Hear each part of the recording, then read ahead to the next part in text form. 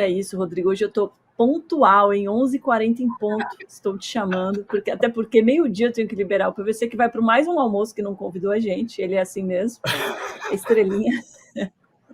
O assunto de hoje é o Flamengo, que liberou o balanço com um recorde de receita no futebol brasileiro na temporada passada, Rodrigo. Isso sem nenhum título. Fiscal, o balanço do Flamengo. Agora vamos lá. Bom dia, Domitila, bom dia, PVC. Sim, ontem passou pelo Conselho Fiscal o balanço do Flamengo de 2023 e a receita foi de 1.370 bilhões de reais. 1.400, né, arredondando. O recorde anterior era da CBF do ano passado, que era um valor muito parecido com o Flamengo. A CBF e o Flamengo estão meio pareando ali, de um pouco na frente, o outro um pouco na frente. E aí, o que você falou que é sem título, de fato, né? O Flamengo disputou 7 títulos no ano passado e perdeu todos, né? E aí, como que conseguiu perdendo o título? Porque teve queda de receita de premiação, obviamente, né? Tinha tido premiação de Libertadores e Copa do Brasil em 2022. Como que aumentou a receita do Flamengo em 200 milhões em relação a 2022, se caiu o prêmio de título, né? E foi por receita comercial, publicidade, acordo de patrocínio, publicidade estática, Flá TV, exploração comercial em geral do clube, que na gestão Landim, nos 5 anos, mais ou menos dobrou. Ela foi para 320 milhões, atualmente é a receita comercial do Flamengo. E Match Day, que é bilheteria e sócio-torcedor, que também praticamente dobrou. Hoje em dia está em 260 milhões, foi o valor de 2023, porque apesar do Flamengo não ter ido bem na Libertadores e ter perdido a Copa do Brasil, ele disputou a final da Copa do Brasil. E isso foi uma coisa, eu conversei com o dirigente do Flamengo, na matéria tem todas as aspas dele, e o vice de finanças, Rodrigo Tostes, fala que é o seguinte: olha, para a gente manter nossas finanças em dia, a gente não precisa necessariamente ganhar o título. A gente precisa estar disputando sempre, tá na Libertadores, não pode ficar fora da Libertadores, tem que estar na Copa do Brasil numa avançada, tem que estar no Brasileiro ali perto das cabeças. Sendo assim, a gente consegue a receita comercial e de bilheteria mais alta. Também outra receita que foi recorde foi a de venda de jogador, que foi de 303 milhões de reais. Então, portanto, foi uma receita que contribuiu bastante para esse valor. Mas só de receita recorrente, que a gente chama fora da receita de venda de jogador, o Flamengo teve 1 bilhão e 70 mil, salvo engano, foi esse o valor.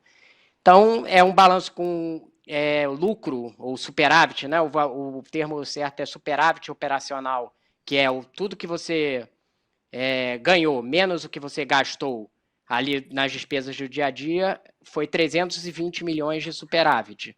E aí, foi esse dinheiro que sobrou para o Flamengo? Não. Esse dinheiro foi gasto com contratação. Contratação é investimento. E aí conta como investimento, você usa essa sobra. Por que o Flamengo consegue gastar muito mais do que os outros? Porque ele tem essa geração de superávit considerável e esse dinheiro é gasto com compra de jogador. Então, é essa a explicação. É um recorde aí que bateu em torno de quase 200 milhões em relação ao que a CBF ganhou no ano passado. Lembrando que a CBF ainda vai apresentar o balanço dela nesse ano, ainda não apresentou, né? E eu acho que, assim, uma coisa que é importante, Domi, eu vou me corrigir se eu estiver errado, essa quebra de paradigma que o Flamengo representa. Porque a gente tinha lá no passado dois mitos. Dois mitos em relação ao... Não é que eram mitos na época. Era assim, o Brasil, para um clube funcionar, ele precisa, 1, vender jogador. 2, ele depende exclusivamente da venda do direito de televisão. O Flamengo mostra que não é bem assim. Porque o Flamengo tem 303 milhões de vendas de jogador e 280 de televisão. Só que ele arrecada 1.300 bi, é mais do que o dobro. Quer dizer, você faz mais do que o dobro da receita da soma de venda de jogadores mais direito de televisão. Você vai bater 1.300 bi com outras receitas, com outras fontes. Então, o grande ponto está aqui. E aí, uma outra curiosidade, né? Na soma do Palmeiras, que é a terceira maior receita do Brasil, não é a segunda do ano passado foi a do Corinthians, e o Rodrigo mostrou essa receita do Palmeiras na semana passada, o Palmeiras fazendo aqui de memória, de bilheteria, 62 mais 55 de sócio-torcedor, para fazer uma conta de match day, que é metade do Flamengo, tendo o estádio.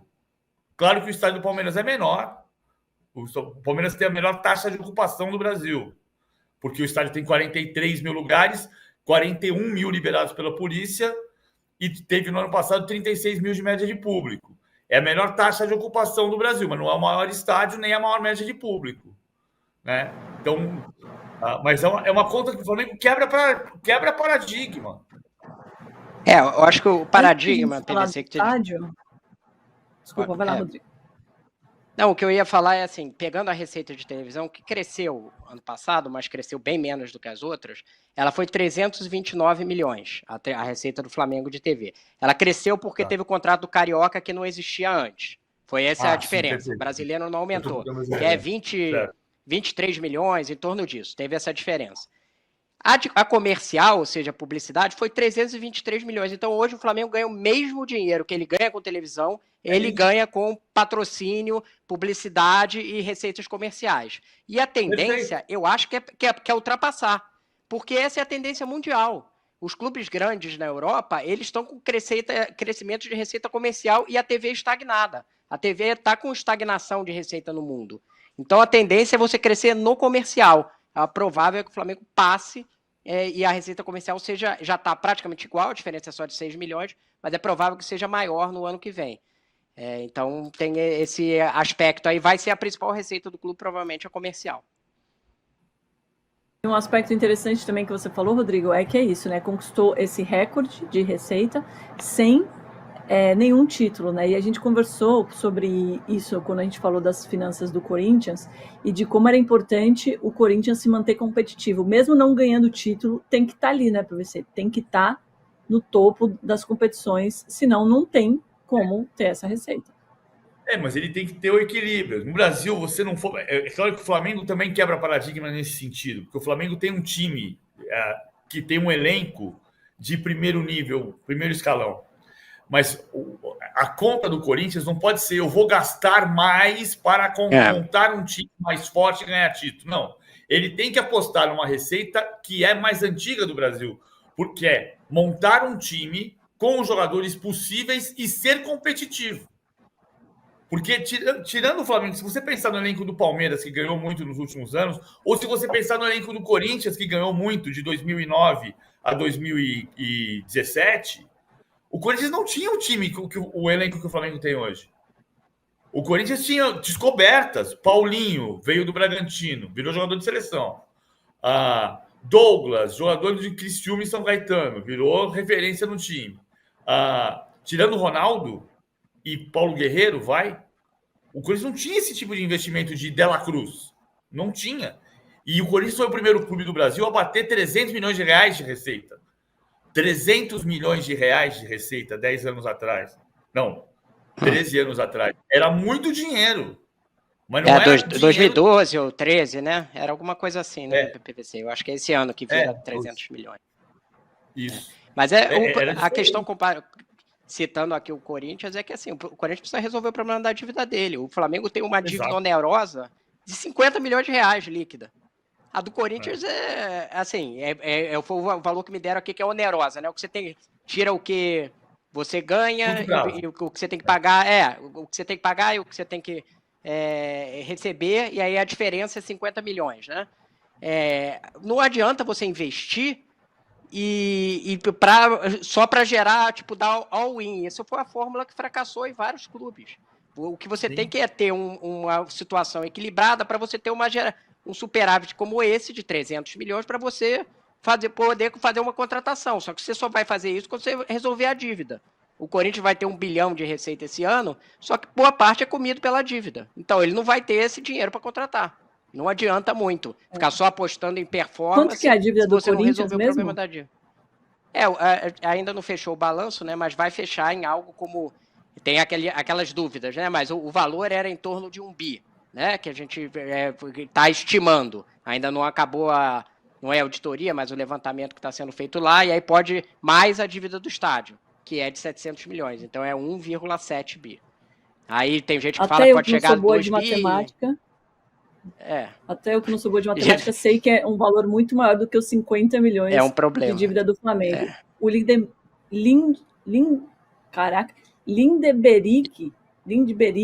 será que falei certo, Avelino? Me perdoa. Eu, como Domitila, não poderia errar um nome difícil. Me corrige aqui a pronúncia, mas ele estava perguntando justamente sobre isso, sobre a dívida do Flamengo, respondido muito bem pelo Rodrigo, 50 milhões. Agora, o HP Clat diz... Né? A onerosa. A gente, depois, para a gente tiver o cálculo da dívida líquida, que é maior do que esse, a gente vai ter quando tiver o balanço inteiro. Esse é o valor, a diferença entre o que o clube recebe e o que ele tem para pagar, oneroso, ou seja, no curto prazo. Mas a relação Flamengo é saudável. A relação Flamengo-dívida-receita é muito saudável. Muito saudável. A questão é que todo mundo tem dívida. Né? Assim, o Bradesco tem dívida, o Itaú tem dívida. Não é esse o problema. O problema é você ter uma relação dívida-receita que seja equilibrada. Do Flamengo é muito equilibrado. Sim. Só o PVC que não tem dívida, porque a gente já sabe, né, o valor da folha salarial do PVC. Eu não tenho dívida, mas não tenho salário assim também, não. Eu tenho um apartamento quitado, isso é um patrimônio. Mas eu tive dívida para quitar o apartamento. HP Clat mandando assim, quem diria? Flamengo exemplo de gestão. Olá, estamos aqui vendo isso. Rodrigo, vamos falar desse plano do estádio do Flamengo agora para ver se essa gestão vai continuar sendo exemplo ou não? Vamos lá. Tem aí alguns gráficos, né, que a gente preparou, mas a informação que a gente deu na quarta-feira é o projeto do estádio tem 2 fatores aí. Um, que tem uma discussão do valor do terreno, que é o terreno do gasômetro no centro do Rio de Janeiro, perto da rodoviária, e esse é com a Caixa Econômica, que é a gestora do fundo, que é o dono do terreno. Então, eu espero que tenha ficado claro para as pessoas. Os valores que estão sendo discutidos é entre 200 e 500 milhões. É isso. A Caixa, obviamente, estava jogando o preço lá em cima e o Flamengo quer jogar mais embaixo. Então, a ordem de grandeza é mais ou menos essa, por esse terreno. E no projeto, que o Flamengo ainda não tem um projeto arquitetônico, quando a gente fala projeto, o torcedor já acha que tem uma maquetezinha pronta, né? Não é isso ainda. Mas a ideia e o projeto do que cabe ali e que já tem uma coisa mais estruturada, digamos assim, para fazer, é de um estádio de 75 mil pessoas. Isso tanto para a estratégia do clube, quanto para o tamanho que tem ali do terreno. Seria um estádio com capacidade para 75 mil pessoas, foi a matéria que eu publiquei na quarta, que é com o que trabalha a diretoria do Flamengo. E aí, como que você vai construir um estádio de 75 mil pessoas, tendo que pagar um terreno que vai ser entre 200 e 500 milhões, se for esse o terreno? Se não for esse, vai ter que procurar, tem outras alternativas aí, mas se tiver um acerto com a Caixa. E aí você tem 3 possibilidades. Uma que é a defendida pelo presidente Rodolfo Landim, que é essa de se criar uma SAF do Flamengo, que você venderia algo como 25% das ações do clube e pegaria esse dinheiro e financiaria a construção do estádio. Hoje o Flamengo valeria algo como 5 bilhões. E então, você vendendo 25%, você teria algo como entre 1 bilhão e 1 bilhão e meio. E esse dinheiro seria suficiente para a construção do estádio. Essa ideia tem fortíssima resistência dentro do clube. Ninguém quer transformar em SAF. Há um medo grande, que ninguém não. Assim, há uma corrente grande que não quer a transformação em SAF, que entende que isso é um caminho para transformar o Flamengo com o dono. O Landim diz que não é com esse objetivo, que o clube vai continuar mandando no futebol e na empresa e que só venderia uma parte minoritária. Mas esse modelo tem muita resistência dentro do clube. O segundo modelo é você criar uma empresa, uma SPE, né, que chama Sociedade de Propósito Específico, para gerir o negócio que vai ser o estádio. E aí você pode ter parceiros eventuais. O modelo W Torre, por exemplo, como acontece no Palmeiras, eu falei com o Rodrigo Toches ontem, e eu já ouvi das outras pessoas da diretoria do Flamengo, é completamente descartado.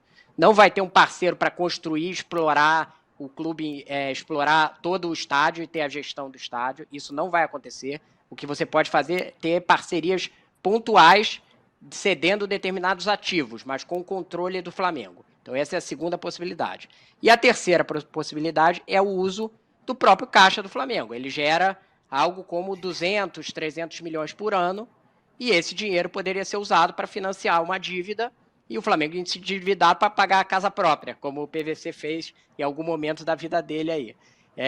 E aí seria financiamento que aí você poderia falar, o clube que tem essa sobra de caixa poderia pagar parcelas de 100 milhões, de repente, no ano, para começar a construção do estádio. Só que essa ideia, na atual diretoria, não é popular. Eu também falei com o Rodrigo Toches e o entendimento dele é que ele não quer deixar uma dívida de longo prazo para o clube. Então, eu diria que hoje a segunda opção parece a que tem mais chance de acontecer dentro do Flamengo, que criar parcerias pontuais para levantar o dinheiro e a construção, e aí ter algum uso de caixa próprio para determinadas operações, talvez a compra do terreno, enfim. Isso aí poderia ser estudado, mas não é a preferência. O Landim também já deu declarações que não quer que comprometa a receita do clube, enfim. Então, a segunda possibilidade me parece a mais provável pelo cenário atual do Flamengo. Se quiser passar aí aqui, né? Só fazer um adendo aqui, porque eu escrevi um texto em cima do texto do Rodrigo Matos na quinta-feira, na quarta-feira, em cima do texto do Rodrigo Matos sobre o Flamengo entender que vai construir um estádio de 75 mil pessoas, e aí começa um monte de maluco dizendo, PVC tem inveja do Flamengo, não quer estádio para 100 mil. Cara, eu quero ser do Hit Harazim, que escreve sobre Palestina e Netanyahu, e ninguém pergunta se o Harazim é sobrenome judeu ou árabe. Pelo amor de Deus.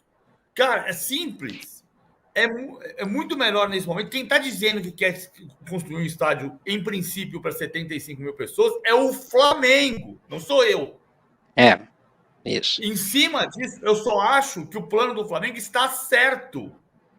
Por quê? Você constrói para 75 e talvez você tenha condições de fazer um projeto arquitetônico para ampliar quando você chegar numa média de público que seja para fazer essa ampliação. Tem na história do Brasil 278 jogos apenas com 100 mil pessoas no estádio. Então, cara, o Flamengo tem potencial para ter a maior média de público do planeta. Tem potencial.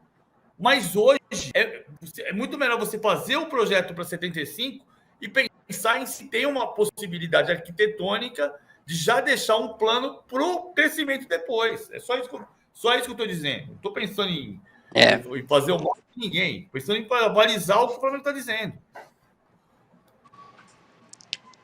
Já teve o projeto de 100 mil. A ideia inicial se pensou em 100 mil, mas hoje em dia a ideia de 75 mil é mais... E a gente tem que lembrar, o custo do estádio é por assento. Então, por exemplo, o custo internacional de estádios é $5 mil lá na Europa. Não dá para transportar esse custo para o Brasil diretamente. Mas se você põe mais lugar, é mais caro. Então, existe essa equação também.